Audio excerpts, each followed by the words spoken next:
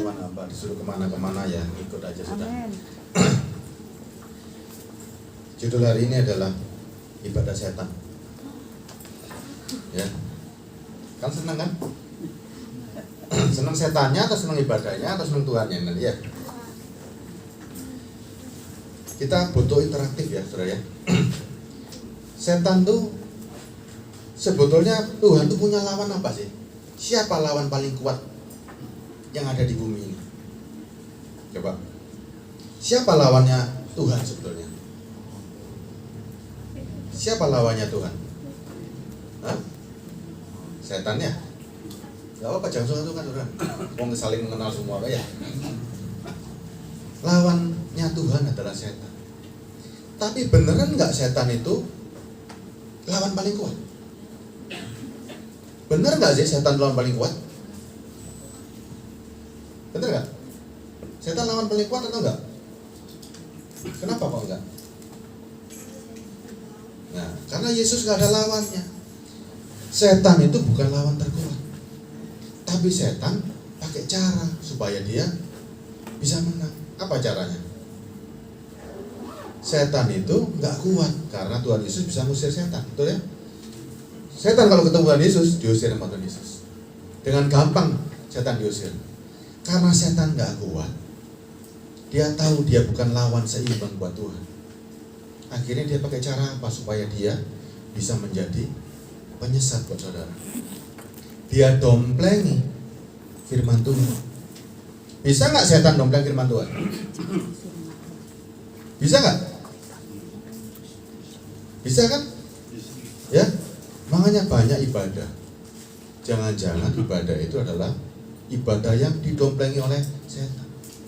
Setan itu karena dia tidak punya kekuatan, dia dompleng firman Tuhan supaya dia punya kekuatan. Ada apa nggak ada setan dompleng firman Tuhan? Ada atau nggak ada setan dompleng? Ini penting saudara. Dan hari ini jadi hari-hari yang paling berbahaya. Saudara nggak sadar kalau setan itu karena dia nggak punya kekuatan, dia dompleng firman Tuhan. Ada begitu banyak. 2 Korintus 11 ayat 14. 2 Korintus 11 ayat 14.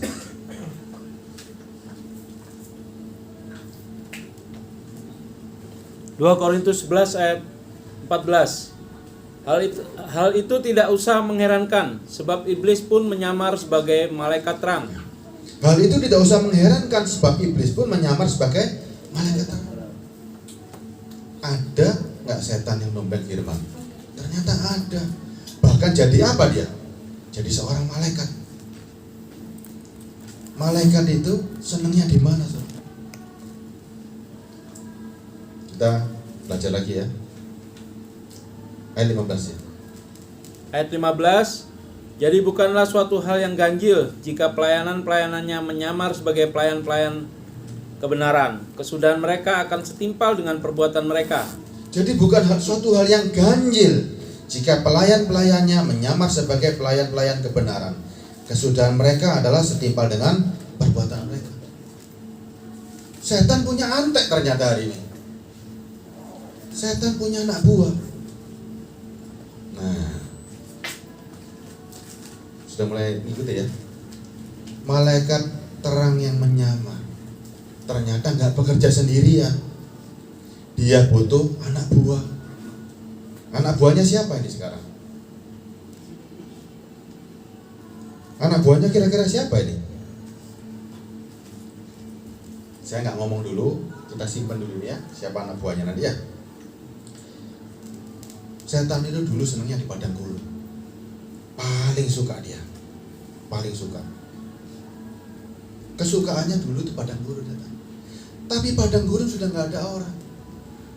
Sejak adanya Yesus Kristus, padang gurunnya sepi. Domba-domba nggak di sana. Di mana domba-domba berkumpul?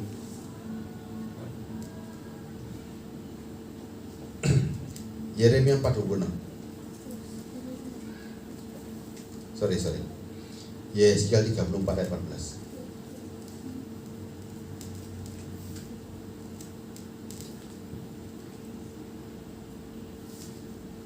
Yeskiel 34 ayat 14. Di padang rumput yang baik akan kugembalakan mereka, dan di atas gunung-gunung Israel yang tinggi, disitulah tempat pengembalaannya. Di sana di tempat pengembalaan yang baik, mereka akan berbaring dan rumput yang subur menjadi makanannya di atas gunung-gunung Israel. Di padang rumput yang baik akan kugembalakan mereka. Di atas gunung-gunung Israel yang tinggi, disitulah tempat pengembalaannya. Di sana tempat pengembalaan yang baik, mereka akan berbaring dan rumput yang subur menjadi makanannya di atas gunung-gunung Israel. Ini ibarat hari ini Yesus memiliki apa padang rumput itu? Coba. Padang rumput adalah gereja. Domba-domba adalah yang dibawa oleh, yang digembalakan oleh Tuhan Yesus. Ya. Padang rumput adalah gereja. Matius 12 ayat 43.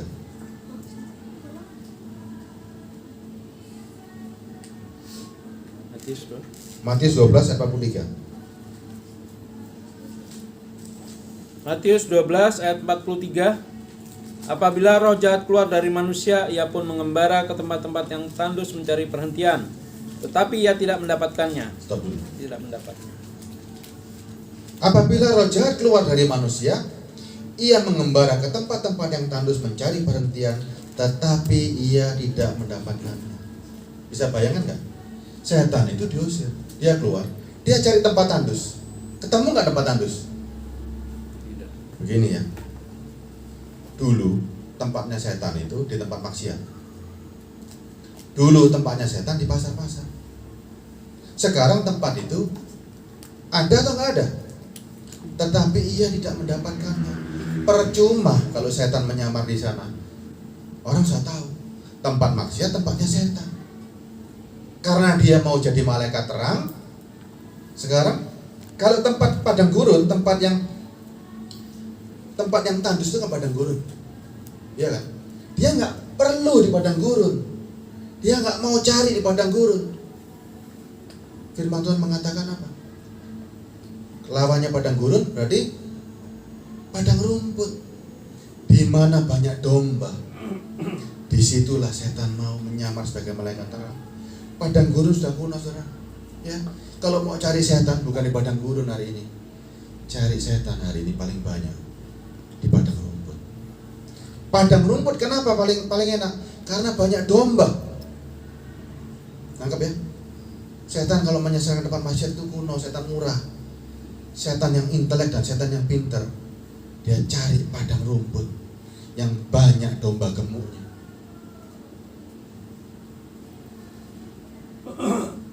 Yang paling bahaya. Ayat 44 ya, lanjut. Ayat 44. Lalu ia berkata, aku akan kembali ke rumah yang telah kutinggalkan itu. Maka pergilah ia dan mendapati rumah itu kosong, bersih, tersapu, dan rapi teratur. Orang-orang Kristen itu, dia pikir hari ini dia sudah dibaptis, hidupnya pasti aman. Ingat, baptis, tanda pertobatan rumah kita itu tersapu bersih, rapi. Tapi orang itu terlena, cuman berhenti sampai di sana. Dia pikir dia sudah selamat. Nih. Lalu ia berkata, aku akan kembali ke rumah yang telah kutinggalkan itu. Maka pergilah ia dan mendapati rumah itu kosong, bersih, tersapu, dan rapi teratur. Saudara, ini ibarat domba, ibarat rumah. Bukan berarti domba yang gemuk itu sudah pasti selamat. Saudara, inilah rumah-rumah yang rapi, teratur, dan bersih. Kenapa rumah itu kosong? Ingat loh, Tuhan sudah ngusir roh jahat dari orang itu. Kenapa bisa kosong? Hari ini saudara ini kosong gak dalam hidup ini? Kosong gak dalam hidupmu ini? Jangan-jangan kita hari ini sudah bersih, tersapu, sudah mengikut Tuhan, tapi kosong. Apa akibatnya? 45. Lalu ia keluar dan mengajak 7 roh lain yang lebih jahat daripadanya, dan mereka masuk dan berdiam di situ. Maka akhirnya keadaan orang itu lebih buruk daripada keadaannya semula. Demikian juga akan berlaku atas angkatan yang jahat ini. Lalu ia keluar dan mengajak 7 orang yang lebih jahat daripadanya, dan mereka masuk dan berdiam di situ. Maka akhirnya keadaan orang itu lebih buruk daripada keadaannya semula. Demikian juga akan berlaku atas angkatan ini. Apa hubungannya dengan ibadah setan? Kalau sekarang, saudara, kita kembali yang tadi, setan butuh pengawal, setan butuh pekerja, setan butuh anggota. Saudara, itu ibarat rumah kosong. Jemaat itu ibarat rumah kosong, ibarat domba-domba yang kembali. Apa yang membuat saudara itu bisa dimasukin oleh 7 roh jahat? Karena ternyata rumahnya kosong. Apa rumah kosong itu? Rumah kosong adalah pengajaran yang tidak membawa saudara kepada kegagalan. Itu kosong, saudara. Saudara tidak dibawa memiliki Roh Kudus. Kosong rumah itu. Bahkan yang dimasukkan adalah apa? Mereka, antek-antek iblis ini, dia bawa 7 roh jahat yang lebih jahat masuk dalam gereja. Apa contohnya? Apa contohnya? Kalau kita nggak sadar, kita dibawa kepada 7 roh jahat yang lebih jahat. Apa 7 roh jahat yang lebih jahat itu? Dulu pernah tak bahas ya. Serakah, hawa nafsu, ya. Ada nggak keserakahan dibawa ke gereja? Ada atau tidak ada? Banyak. Contohnya apa serakah dibawa ke gereja? Transaksional sebagai pedagang dan pembeli. Makin serakah nggak kalau mendengar begini? Engkau akan makin diberkati kalau bla bla bla. Kita itu seperti digendam, ya. Gendam itu, orang kan nggak sadar kalau digendam. Gendam itu menghipnotis pikiran, memanipulasi pikiran, seakan-akan mendapatkan suatu berkat, ya kan? Orang digendam kan nggak sadar. Kenapa nggak sadar? Karena ada iming-iming. Para antek-antek iblis yang dia tawarkan di mimbar bukan kegagalan, tapi apa? Dia masukkan 7 roh jahat yang lebih jahat. Dia tawarkan dunia ini indah, dunia ini punya masalah. Yuk, ini jalan keluar. Cari Tuhan, ini jalan keluar untuk keduniawianmu. Ikutlah Tuhan, makin diberkati. Ikutlah Tuhan supaya dapat mujizat. Tipis tuh bedanya, sangat tipis. Saudara, kalau dikasih cari Tuhan, cari mujizat dan cari berkat, bisa bertahan lama gak sih? Coba, ketika ada orang menawarkan mujizat, bisa menyelamatkan gak mujizat itu? Saudara pelajari bangsa Israel. Bangsa Israel itu terima melihat mujizat dan terima mujizat gak? Coba, bangsa Israel sebelum dia keluar dari tanah Mesir, dia lihat apa? 10 mujizat yang Tuhan tunjukkan. Tidak ada Tuhan yang menunjukkan kekuatannya dan demonstrasi seperti itu. 10 itulah dia lihat. Dan orang Israel merasa agak istimewa. Orang Mesir dapat tulah, dia enggak. Hebat enggak? Hebat. Harusnya kalau orang melihat mujizat yang demikian hebat, percaya teman sama Tuhan enggak? Kalau saudara misalnya nih melihat mujizat, saudara ada pada waktu itu, melihat 10 mujizatnya Tuhan, demonstrasinya Tuhan terhadap bangsa Mesir, saudara gimana sama Tuhan? Cintanya nemen atau bagaimana nih? Kira-kira kita berandai-andai aja, kita ini mengikuti zaman dulu. Kita ini orang Israel hari ini. Dengan melihat mujizat 10 mujizat yang terhebat yang belum pernah ada di muka bumi, saudara cinta sama Tuhan? Percaya nggak sama Tuhan? Percaya kan? Ini saudara loh. Ditambah lagi mujizat yang dengan mata kepala sendiri dia lihat laut terbelah. Hebat nggak? Hebat. Wow, hebat banget. Percaya nggak sama Tuhan hari itu kira-kira? Percaya. Tapi tiba-tiba saudara 3 hari kehausan. Kalau itu orang Israel saudara, kira-kira menggerutu nggak? Saudara sudah lihat 10 mujizat dan bahkan melihat mujizat yang terakhir yang ke-11 ketika melihat laut terbelah. Saudara, sama Tuhan itu gimana sih cintanya dan bagaimana sih takutnya? Pasti itu luar biasa cintanya dan takutnya kan. Tuhan bisa buat mujizat sedemikian hebatnya, tapi ketika saudara haus, saudara sungut-sungut. Ada ceritanya di Alkitab kalau mereka bersungut-sungut. Kita baca ya.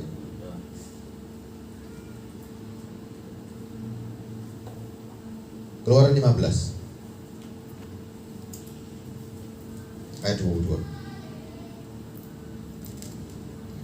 Keluaran 15 22. Keluaran 15 ayat 22. Musa menyuruh orang Israel berangkat dari laut Teberau, lalu mereka pergi ke padang gurun Syur. 3 hari lamanya mereka berjalan di padang gurun itu dengan tidak mendapat air. 3 hari berjalan, nggak mendapat air. Saya bayangkan nih saudara ya, saudara jawab dengan jujur ya. Kalau itu saudara, ayat 24 ini cocok nggak buat saudara misalnya? Ayat 24. Ayat 24, lalu bersungut-sungutlah bangsa itu kepada Musa. Kata mereka, apakah yang akan kami minum? Perkara kehausan. Sungut-sungut. Apa arti sungut-sungut sebetulnya sih? Apa arti mereka sungut-sungut? Karena kehausan. 3 hari berjalan di padang gurun, haus. Apa arti sungut-sungut?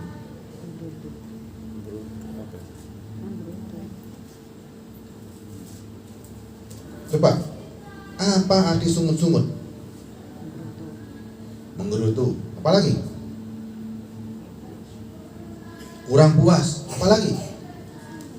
Sungut-sungut itu sebetulnya nggak percaya juga, menggerundel nama Tuhan. 3 hari toh. Mujizat-mujizat yang lalu nggak kelihatan.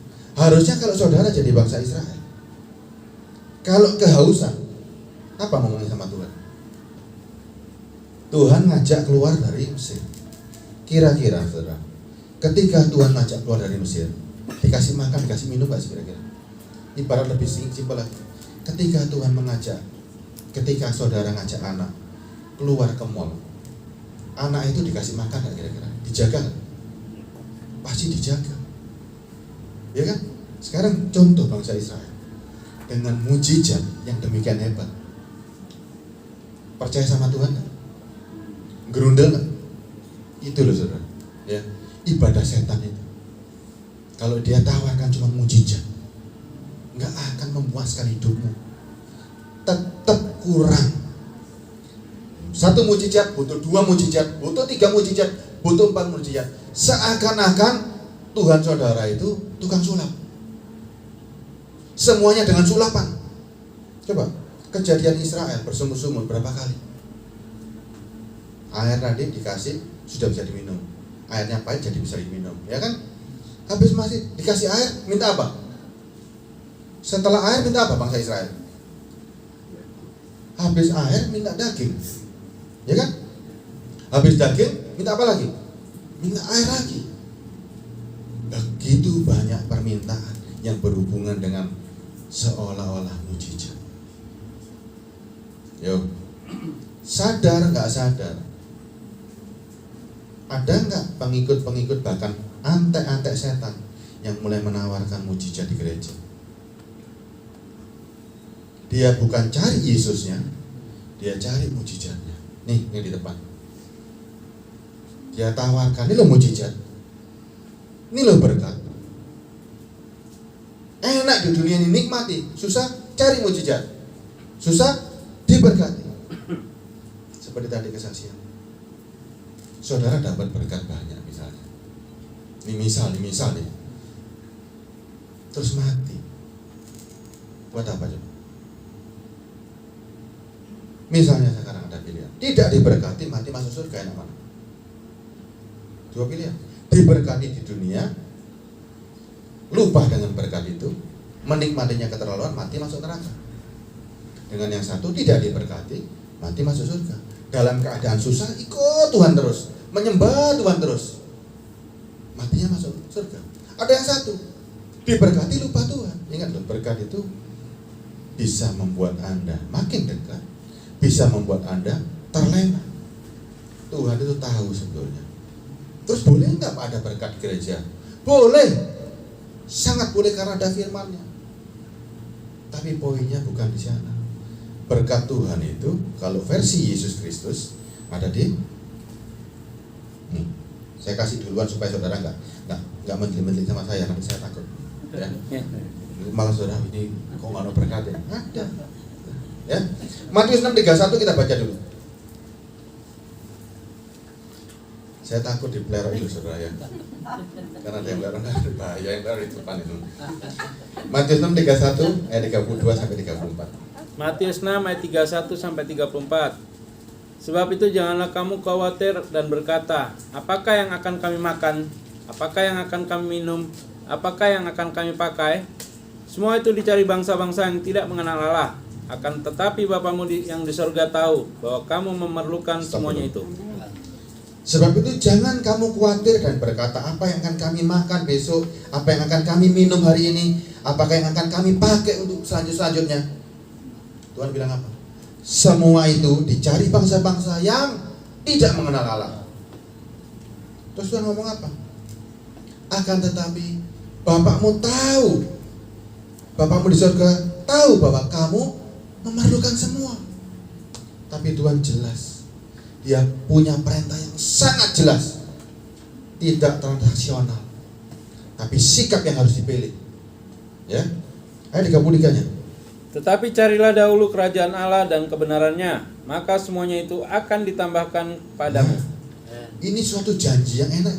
Tetapi carilah dahulu kerajaan Allah dan kebenarannya, maka semuanya akan ditambahkan kepadamu. Ingat loh, Tuhan itu gak butuh pemberian. Tuhan butuh langkah dari saudara. Apa langkahnya? Kalau setan transaksional, jika kau memberi, aku akan memberi lebih. Tapi Tuhan, Dia butuh sikap untuk melangkah. Apa sikapnya? Sikap mencari kerajaan surga perlu biaya nggak? Enggak. Mencari kebenaran perlu biaya nggak? Tidak. Mencari kerajaan surga bisa dibeli nggak? Enggak. Kebenaran bisa dibayar nggak? Tidak. Itu Tuhan.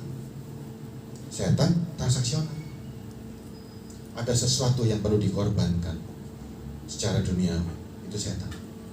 Tapi Tuhan, ada nggak duniawinya? Coba. Tetapi carilah dahulu kerajaan Allah, perlu bayar nggak? Semua ini bisa didapat gratis. Mencari kerajaan Allah tidak perlu modal. Bisa nggak mencari kerajaan Allah di rumah, di kamar, dimanapun? Bisa nggak? Ya. Dan kebenarannya, bayar nggak? Nggak ada. Jelas Tuhan itu tidak transaksional, tapi memerlukan sikap. Ya, memerlukan sikap, roh dan pikiran. Bertindak sesuai dengan apa kemauannya Tuhan. Cari kerajaan sorga dan kebenarannya. Apa setelah itu akibatnya? Maka semuanya itu akan ditambahkan kepada kamu. Ini janji di atas segala janji. Ya, kalau saudara sekarang, Tuhan tahu masa depan. Kalau engkau nggak kuat, engkau nggak mencari kerajaan surga dan tidak tahu kebenarannya, kalau engkau diberkati, engkau akan jatuh. Tuhan tahu. Tuhan tahu yang ke depan. Mau diberkati, mau hidup enak, cari kerajaan surga dan kebenarannya. Mantap dengan Tuhan, dewasa dengan Tuhan, dan Tuhan akan percayakan semuanya itu. Tuhan bisa bilang begini kok, anakku ini tak berkati jatuh. Misalnya nih, kalau saudara nggak kuat, saudara nggak berada di kerajaan surga dan tidak tahu apa itu kebenaran, ketika diberkati bisa jatuh nggak? Bisa nggak? Terutama misalnya karena saya laki-laki, saya kasih contoh laki-laki. Seorang laki-laki, bapak-bapak, dulu kerja waktu susah sama istri setia. Begitu diberkati banyak nggak ya? Setelah diberkati jatuh pada yang lain? Banyak nggak? Banyak. Kenapa seperti itu? Saya tanya ibu-ibu, mau hidup susah suamimu di samping, tiap hari sayang-sayangan, atau hidup enak suamimu digandoli yang lain? Coba jawab jujur. Enak yang mana nih? Hah? Enak yang mana nih? Diberkati disayangi. Kalau bisa begitu berarti dia sudah menemukan kerajaan surga dan kebenarannya.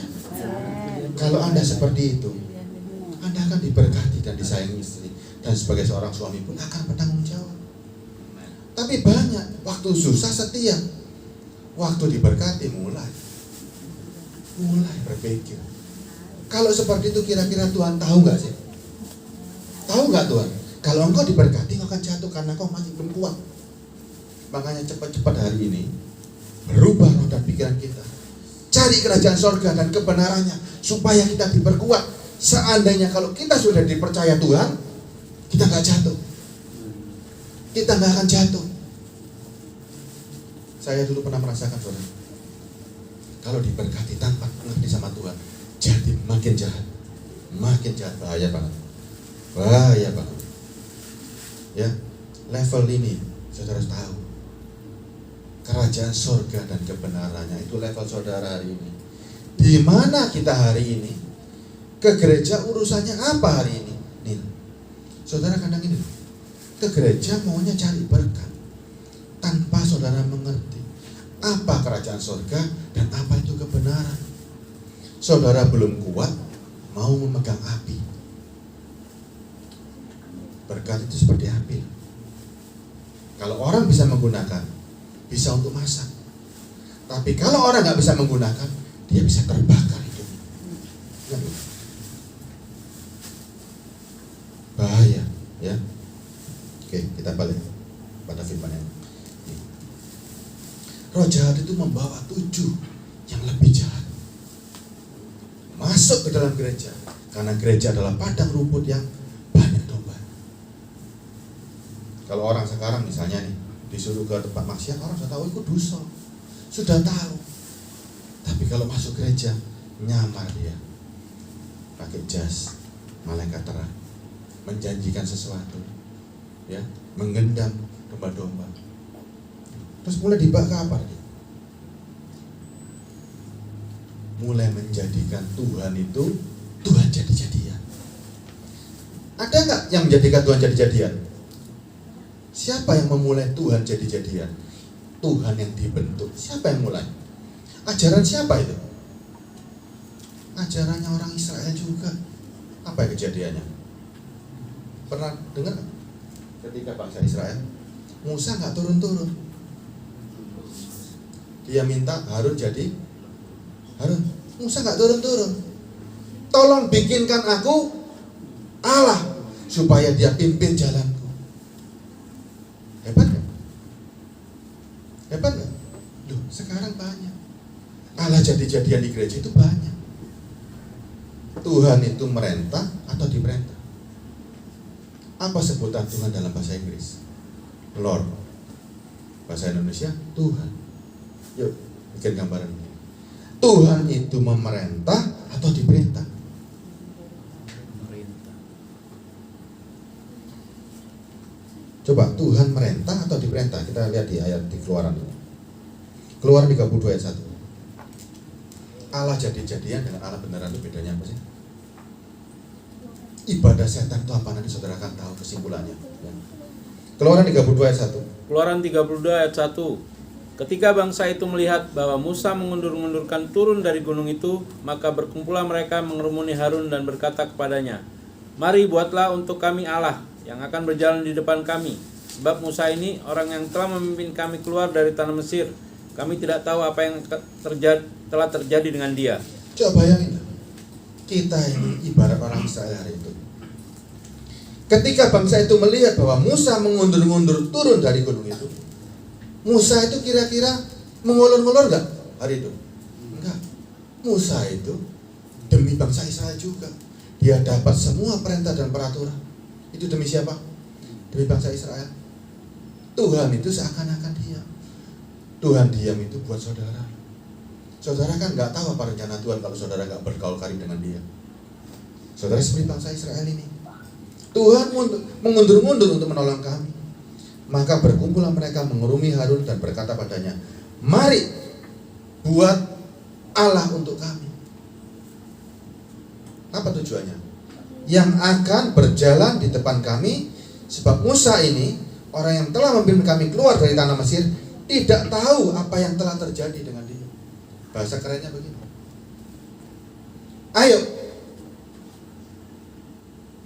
Tuhan berkati aku.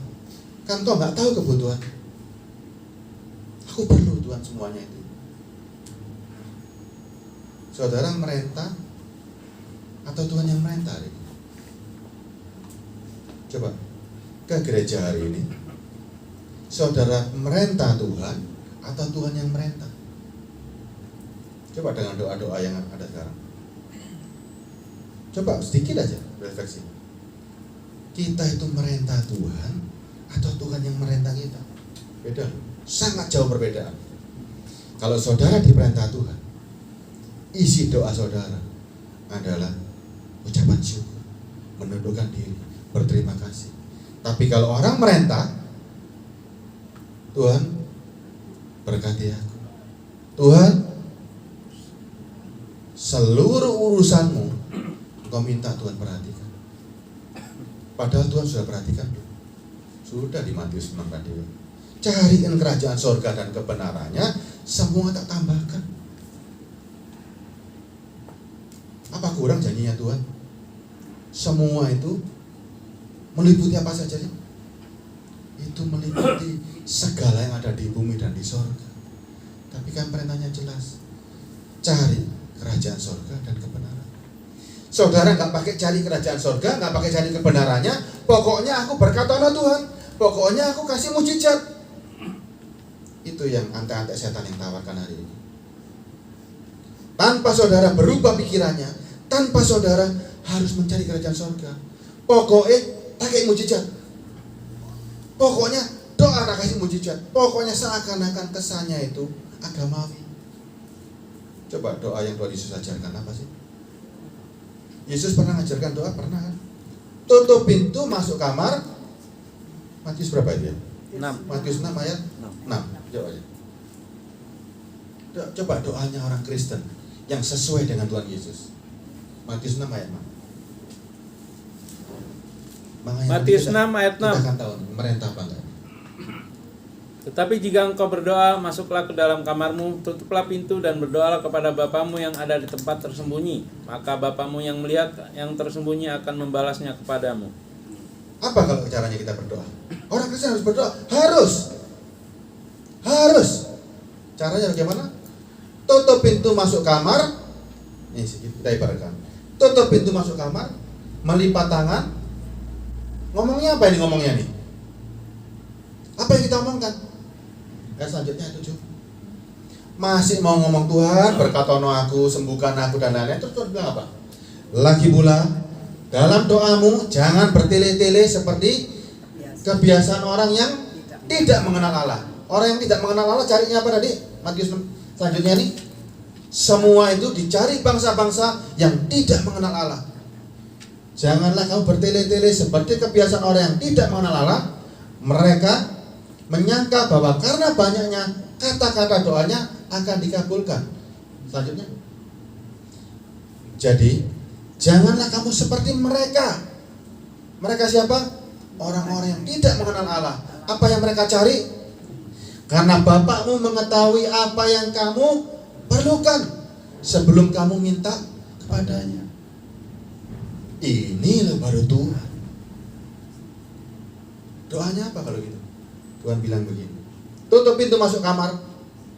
Waktu saudara mau tutup mata mau doa, Tuhan bilang, anakku, jangan banyak mulut ya, jangan banyak permintaan. Semua itu aku tahu. Sebelum kamu minta, aku tahu semuanya. Ini baru Tuhan. Sehingga isi doa saudara apa isinya? Ucapan syukur. Isi doa saudara ucapan syukur.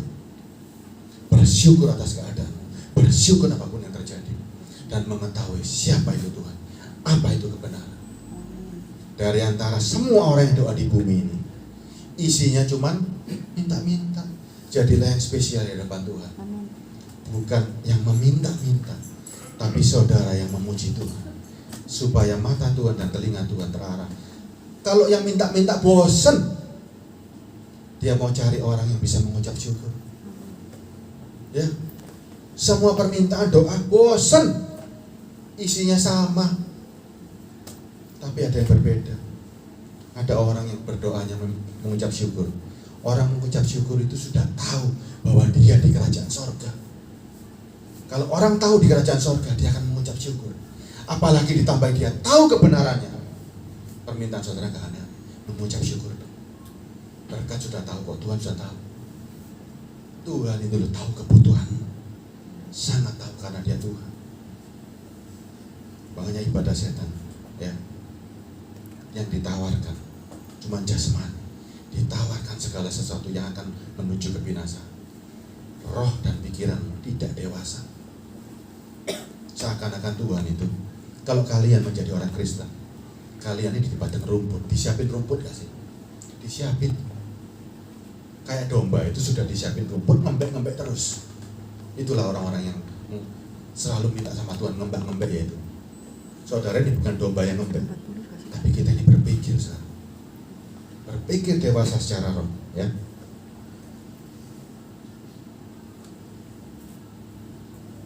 Kita lanjut sekarang. Apa tanda-tanda? Tanda paling gampang. Ciri orang yang sudah terpapar dengan setan. Apa cirinya? Yakobus 3:14 sampai 16. Yakobus 3 ayat 14 sampai 16. Jika kamu menaruh perasaan iri hati dan kamu mementingkan diri sendiri, janganlah kamu memegahkan diri dan janganlah berdusta melawan kebenaran. Stop dulu. Jika kamu menaruh perasaan iri hati, kamu mementingkan diri sendiri, janganlah kamu memegahkan diri dan janganlah berdusta melawan kebenaran. Apa sih iri hati itu? Apa sih iri hati? Iri hati itu kepingin berkat diberkati seperti orang lain. Itu iri hati. Anda belum tahu kapasitas diri, tapi engkau ingin diberkati seperti orang lain. Iri gak? Anda mulai bandingkan dirimu dengan orang lain. Kalau lain ditolong, saya juga, ya kan? Anda nggak tahu kapasitasnya. Anda nggak tahu kerajaan surga sudah Anda peroleh. Anda nggak tahu kebenaran. Tapi pokoknya ikut diberkati, aku kok gak? Ya kan? Iri atau enggak? Jangan bilang itu bukan iri. Anda menempatkan standar, bukan standar kerajaan surga. Anda tempatkan standar itu standar orang lain. Orang itu bajunya bagus, aku kumus-kumus. Aku mau dong pakai baju bagus. Nggak perlu baju bagus kalau kumus-kumus hatinya bersih dengan Tuhan, masuk kerajaan surga. Nabi-nabi itu pakainya kulit, tinggalnya di padang gurun, bukan di rumah gedongan, masuk kerajaan surga.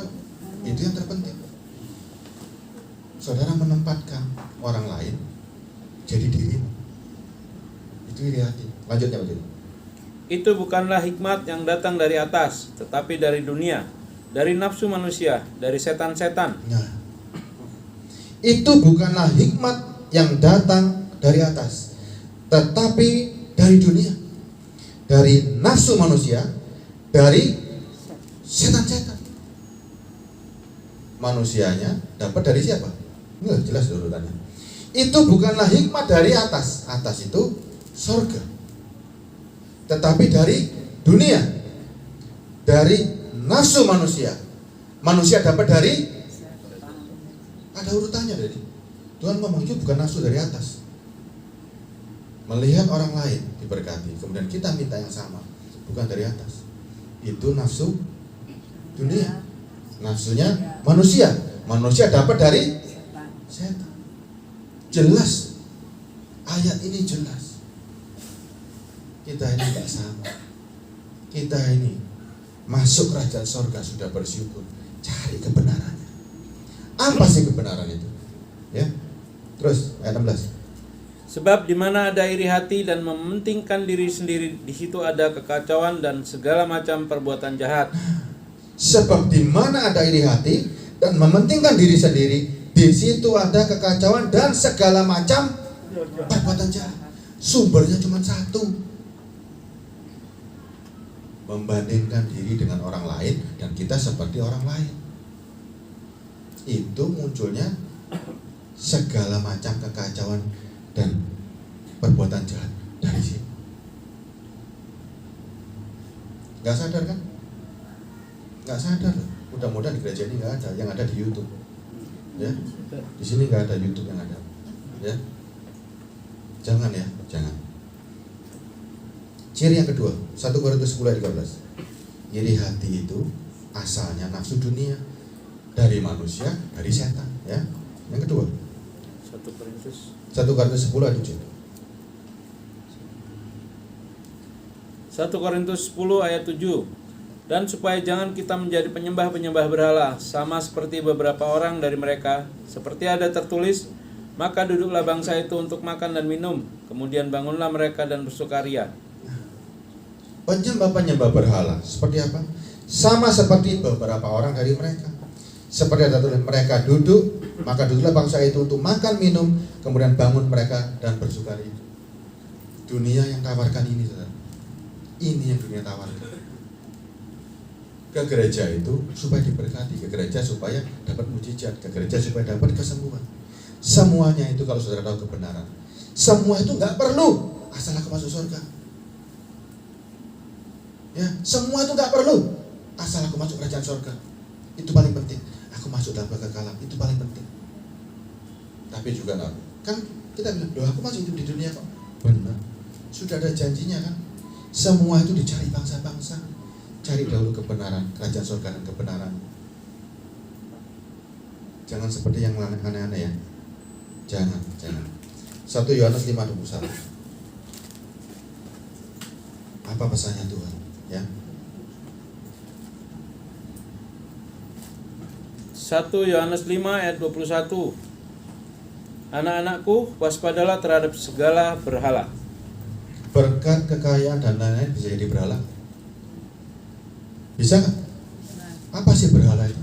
Berhala itu sesuatu yang kita idolakan, melebihi daripada Tuhan. Bahkan Tuhan pun, kalau saudara salah nafsirnya, saudara mulai merentah Tuhan, Tuhan tiba-tiba bukan jadi Yesus Kristus. Tiba-tiba Tuhan jadi Yesus Baal.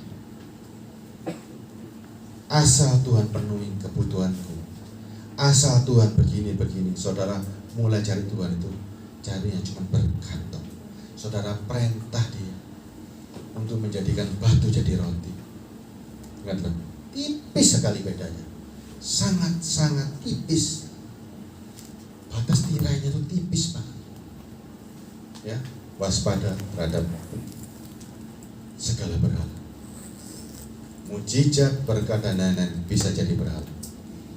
Tuhan tahu nggak sih kalau saudara perlu mujizat? Tahu nggak sih? Tuhan tahu nggak saudara perlu berkat? Tahu nggak? Tahu, makanya ada ayat Matius 6 ayat 6, 7, 8. Tuhan tahu. Tuhan bukan Tuhan yang buta. Tuhan tahu itu semua. Sangat tahu. Ya. Terus apa yang harus kita perkuat hari ini? Ayat terakhir Roma 8 ayat 13. Sampai 14.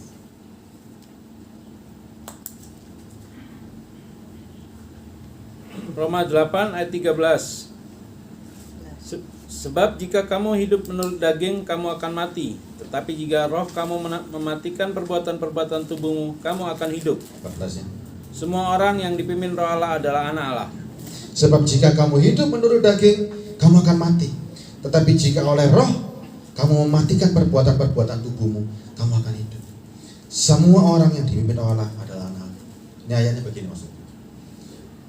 Tubuh harus bergantung kepada roh. Roh itu lebih abadi. Roh Kudus, roh kita yang di-blending sama Roh Kudus. Tubuh harus bergantung kepada roh kita yang manunggal dengan Roh Kudus. Ya, tubuh bergantung sama roh, jangan dibalik. Roh kita bergantung sama tubuh. Nih, jangan dibalik. Banyak orang membalik. Rohnya bergantung kepada tubuh. Menyembah Tuhan bergantung kepada berkat. Menyembah Tuhan bergantung pada mujizat. Kewalik itu, saudara. Bahaya itu. Sangat bahaya. Tubuhmu harus bergantung kepada roh. Karena roh itu lebih kekal. Jangan roh bergantung kepada tubuh. Ini bahaya, ya. Makanya ayat bilang, sebab jika kamu hidup menurut daging, kamu akan mati. Kalau kita nuruti tubuh, pasti mati. Tetapi jika oleh roh kamu mematikan perbuatan-perbuatan tubuhmu, kamu akan hidup. Jadi tubuh yang harus bergantung kepada roh.